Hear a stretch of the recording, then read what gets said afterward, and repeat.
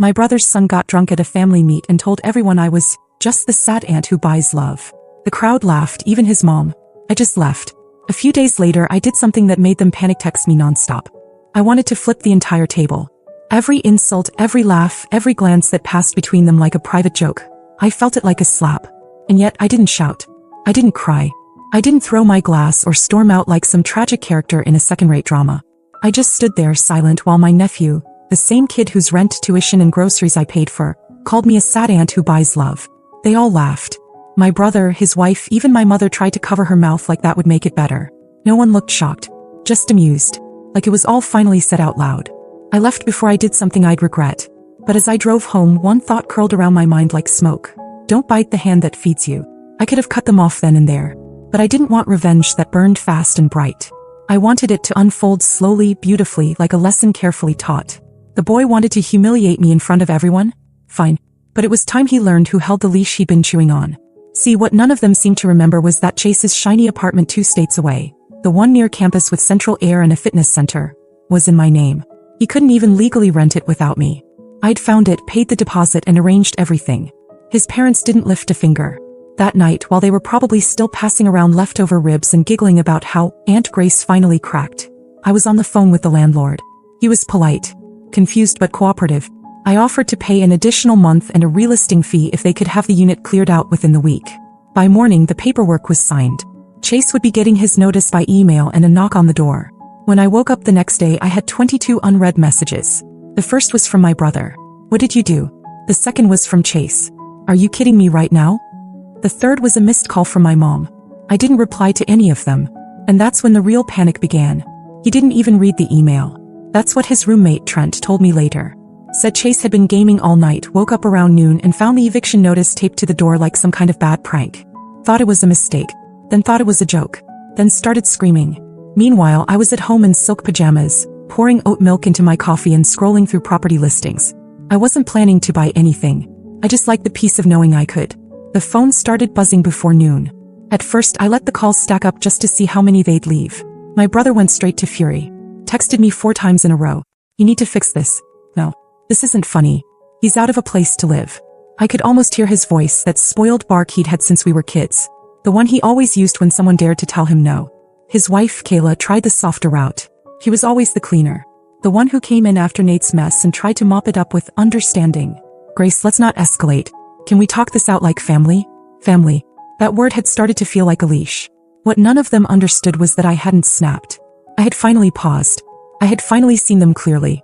And I'd quietly picked up the scissors. That afternoon, my phone filled with a string of messages that were basically different shades of the same thing. Accusation disguised as concern. Concern disguised as moral superiority. Nobody asked me what it felt like to be laughed at. To be publicly ridiculed by the very people I'd been keeping afloat. The group chat came next. Family-only speech balloon. I hadn't seen it light up since Christmas. Apparently, they kept using it even after they kicked me out last January for not attending my dad's birthday party. Now suddenly I was welcome again. My mom was the first one in. Grace, please. You've made your point. Can we all calm down? Then my dad. This isn't how we handle things. Chase is young. He made a mistake. But family doesn't turn on each other over a joke. And Kayla, of course. You're better than this. Nobody mentioned the insult. Nobody said what Chase said was wrong. It was all just about how I'd reacted. I went to dinner that night alone, to my favorite little Japanese place where they remember my name and always bring out a tiny complimentary mochi. I turned my phone face down and let it buzz until the battery gave up. I had miso soup, yellowtail sashimi, 2 glasses of plum wine. When I finally checked my phone again, Nate had sent me one last message. So this is about your sad little ego and your ugly crooked nose? Thought you'd outgrown the middle school drama. Guess not. That's when I stopped feeling amused. I called my accountant the next morning. Cut the tuition payments. Froze the credit card I'd given Nate 2 years ago when he just needed help for a few months. Canceled the rent support for my parents' condo. All the lifelines. Quietly, quickly, with precision. They didn't know it yet. But they were about to find out what happens when the wallet walks away. It started around 8 a.m. the next morning. Missed call from Nate. Missed call from Mom. Another from Dad. All followed by voicemails I didn't listen to. I figured if they were important, I'd hear about it soon enough. From someone else. By noon, they realized what had happened. Nate tried the same credit card he'd been casually using for gas and groceries, and it declined. Chase, freshly kicked out of his apartment, was now living out of his car with a laundry basket full of clothes and a microwave he couldn't plug in anywhere. And my parents. Well, their monthly deposit didn't show up on the 22nd like it had for the last 7 years. That's when the real calls started. My mom left 6 voicemails before switching to texts. She wanted to know if I was okay, if I'd been hacked, if I'd been drinking. My dad called from his office line. He hadn't done that in years. I didn't answer any of them. Nate, of course, didn't waste time with pleasantries. He jumped right in. You're punishing everyone because your feelings got hurt. Grow up. You think you're untouchable because you make money now? You forget who was there for you when you were a nobody. This is cruel and pathetic. You're not a queen. You're just bitter and alone. Bitter and alone. Right. It's funny how when you give, it's gratitude at first. Then entitlement. Then silence. Then the moment you stop, you're suddenly a villain. I wasn't cruel. I was surgical. They depended on me for years. Quietly, of course. No one ever said thank you. But they sure lived softer because of it. New clothes. Better school for Chase. House repairs. Dental bills. Vacations that they somehow made work. And the moment I stopped playing the role of invisible benefactor, they couldn't hold it together for even one day. The best part was when Chase himself finally texted me like a little white flag shoved through the fog. I'm sorry, okay? I was drunk. It was just a joke. Can we please fix this? I stared at it for a while. Then I blocked his number. By the end of the week, Kayla sent me a long Facebook message from a burner account because I'd blocked her too. It was basically a 2-page essay on how I was destroying the family. That they were just trying to joke around with me because they thought we were close. That I was throwing away relationships over a single night. But it wasn't just one night. It was years. And they all knew it. That weekend, my parents staged what I can only describe as a trap. They asked if I'd meet them at a new brunch place in town. Just the 2 of us, my mom had written. No drama. I showed up out of curiosity. Guess who was sitting there already sipping coffee? Nate, Kayla, Chase. I turned around and walked out before a single word was said. It took them 3 more days to realize I wasn't coming back. The morning after the brunch ambush, my dad sent a text that tried to sound calm but reeked of panic. We didn't handle things well. Your mother's upset. Let's fix this. You just want our family back. I stared at it over coffee, then set the phone down and walked away. That was the difference now. I didn't rush to respond, to explain, to smooth things over like I always used to. They wanted the old version of me. The quiet one. The one who paid and forgave and swallowed everything. She didn't live here anymore. 2 days of silence must have pushed them over the edge because Nate showed up. To my home. I'd never invited him to my condo. He never asked. But I guess my parents gave him the address, probably thinking I'd be too polite to slam the door in his face. He rang the bell, knocked, waited. I watched him on my security app, standing there in a hoodie and yesterday's jeans, like he expected a warm welcome and a clean slate. He stood outside for over 10 minutes, pacing, pulling out his phone, texting someone, probably my mother. Then he yelled toward the door like we were neighbors in a sitcom. So this is it? You think you're better than us now? That money makes you untouchable? I didn't move. Didn't answer. Didn't even blink. He finally gave up and walked off, flipping off the doorbell camera on his way out like a teenager who'd lost an argument. It was so childish I actually laughed. The next day, a letter arrived in my mailbox. Handwritten, carefully folded. My mother's handwriting, neat and composed. She wrote about forgiveness, about family bonds, about how Chase didn't mean it and how Nate was just under pressure. That families argue that I was taking things too far, and how I should consider all the things they've been through together. As if I hadn't carried them through most of it. Then came the line that really stood out. We know it hasn't been easy, but you've always been the one who holds us together. Especially now when things are tough. That was it. That was the tell. They weren't sorry. They were scared. Of losing their safety net. Of losing me. I sat down and wrote a reply. 1 paragraph. No drama. No emotion. You don't get to mock me and live off me at the same time. I'm not your ATM, your therapist, or your fool. I'm done. I printed it. Mailed it. And that was that. The next day I checked the old family group chat. I was gone again. They didn't even pretend it was a glitch this time. I figured after the letter, the eviction, the blocked calls, it would go quiet. Maybe a few sulking texts. A snide voicemail or 2. But eventually I thought they'd accept it. They'd get tired. They'd move on. What I didn't expect was that cutting them off wouldn't make them vanish. It made them unravel. It started subtly.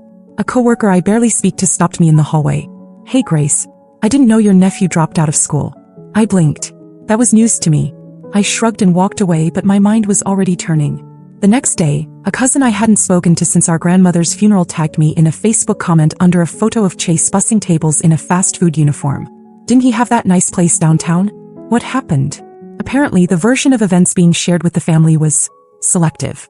Something about Chase taking time off to figure things out and how things had gotten tight financially. No mention of who used to pay for what.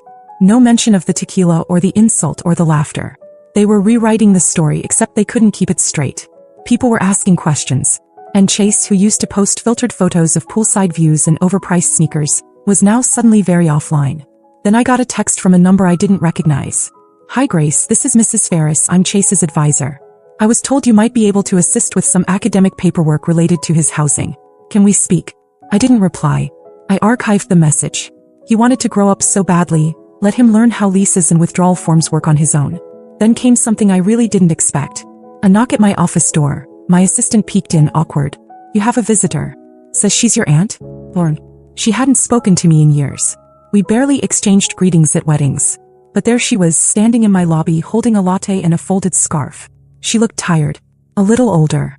Not smug, not nervous. Just done. We sat for 5 minutes in the cafe across the street. She said she'd heard what happened. Said Nate had always been like this. Said she was sorry I had to be the one to finally stop feeding the fire. Then she said something that stuck with me. They only call it betrayal when you stop letting them eat off you. I never forgot that. But the real surprise came 2 days later. A large box on my doorstep. No return address. Light but taped tightly. Inside were every single birthday card I'd ever sent Chase. Letters. Holiday envelopes. Graduation notes. A photo of us from when he was maybe 8. Both of us laughing, arms around each other, from a day at the lake I'd taken him to when his parents were too busy. They sent it all back. Like I was a stranger who'd sent the wrong mail. Like none of it had ever mattered. No note. No explanation. Just quiet contempt wrapped in cardboard. I stood there a long time. Then I put everything back inside, sealed the box again, and wrote one word across the top with a thick black marker. Donated. I dropped it at a shelter the next morning. Let someone else find value in what they tossed. And that evening, I did something I hadn't done in years. I booked a solo trip. Not for business, not for family. For myself. Somewhere warm and distant, where no one would ask about nephews or holidays or why I was traveling alone. I chose a seat by the window, first class, and smiled when I clicked confirm. They could keep their silence. I keep my peace. The trip was supposed to be a reset. I told no one where I was going. I didn't even check in with work. I just packed a carry-on and flew west. A 5-star suite by the ocean. Private balcony. No plans. It was the first time in my adult life I woke up with no obligations. No one to call. No one to answer to. Just the ocean, coffee, and the kind of silence that doesn't ache. I was 3 days into that stillness when the first shadow crept back in. It wasn't a call or a text. It was an email. Flagged by my assistant, forwarded with a hesitant, "Thought you should see this." A financial office from Chase's college had reached out. Not to me directly. They had contacted the billing department at my company, assuming I was still his financial contact. Attached was a formal letter requesting reinstatement of a previously agreed private sponsorship. No apology. No explanation. Just a quiet attempt to pull the leash again, dressed up in polite administrative language. I didn't reply right away. I went for a walk instead. Walked the beach barefoot for an hour until I could stop seeing red. Then I sent the cleanest email I've ever written. I am no longer involved in Chase Ellison's financial matters. I have not signed or committed to any legal agreement. Please remove my contact from all billing correspondence moving forward. I copied their legal office. Then I closed my laptop and ordered a drink. I thought that would be it, but I underestimated them. 2 days later, I received a call from my company's security office. Apparently, my father had phoned reception pretending to be an investor. Said he needed to confirm my return date. Told the assistant his daughter was not well, and it was a private family matter. They'd flagged it and notified HR. Which meant now, professionally, this circus was crossing boundaries. That was the moment it all crystallized for me. This wasn't about love. It never was. It was about access. I wasn't a person to them. I was a card that stopped swiping. I booked a new hotel that afternoon, paid in cash. I rebooked my return flight under my middle name, to a different airline to a different airport. It wasn't paranoia. It was strategy. I'd seen enough of what they were capable of when they were desperate. When I finally landed back home, I didn't tell anyone. I had my phone off, my shades drawn, and for the first time in years, my apartment felt like it belonged to me. Not a temporary charging station between family emergencies. I poured a glass of wine and started cleaning house. Digitally, I mean. I blocked every number I hadn't already. Deleted old group chats. Scrubbed backup contacts from cloud accounts. Erased calendar invites that still showed Nate's birthday, Kayla's anniversary dinner, Chase's fake graduation. But then something caught my eye. A delivery alert. A package. From an unfamiliar sender. I busted up, opened it. Inside, an old photo album. One I hadn't seen in years. My handwriting inside the cover. It was mine, made for Chase when he was 10. Photos of us from weekends and holidays, handwritten notes. Notes I barely remembered writing. Birthday wishes. Encouragement before exams. Slips of cash taped to cards with little "don't tell your mom" jokes. No return note this time either. Just the album left to speak for itself. They hadn't destroyed it. They'd returned it. Quietly. Like they wanted me to know they hadn't forgotten, but that it no longer meant anything to them. But then, tucked in the back sleeve, folded carefully, was a single sheet of paper. I almost missed it. It was from Lauren. Read. I told them not to send this. I told them you'd see through it. But I also knew you'd open it. Because you're still the only one who remembers everything. I'm not like them. I never was. Let me know if you ever want to talk. Not for them. Just for us. I sat down with that note in my hand for a long time. Because it was the first time in months someone spoke to me, not at me, not through guilt, not around a demand. Later that night, a new group chat popped up on my phone. Just the sisters. Lauren had added me. No message. No pressure. Just space. Quiet space. I didn't reply right away. But I didn't leave the chat either. Maybe that's how it starts again. Not with forgiveness. With subtraction. With silence. And with one person standing still, finally refusing to be found. 2 months passed. I kept expecting something. A card. A letter. Another strange attempt at manipulation disguised as sentimentality. But there was nothing. No more calls from HR. No surprise visitors. It was as if they finally realized I wasn't bluffing. In those 2 months, I breathed differently. I read more. Slept better. I even started sketching again, something I hadn't touched in years. The Just the Sisters chat stayed quiet. A few check-ins from Lauren. An article here, a funny meme there. We never talked about the others. It was understood. But then one Friday evening, I saw someone standing outside the building. It was raining. I'd just gotten home from work, still holding my keys in a takeout bag, when I noticed the figure across the street, under a street lamp. Chase. Not frantic. Not angry. Just still. He didn't see me at first. I waited in the lobby, unsure of whether to walk out or turn back. But curiosity outweighed instinct. I stepped out and walked toward him. He looked thinner. Paler. The arrogance had melted off his face. It wasn't guilt exactly. It was confusion. Like he still didn't fully understand how everything had changed. He started to speak, but I raised a hand. Don't say anything you practiced. Just say why you're here. He hesitated. Then finally said, I just wanted you to know I get it now. And I'm not here to ask for anything. That was new. He looked at me for a long time. Waiting maybe for a reaction.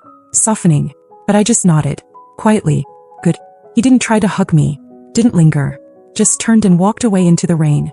I didn't cry. I didn't feel triumphant. I just felt done. That night, Lauren messaged the chat. He showed up, didn't he? I sent back one word.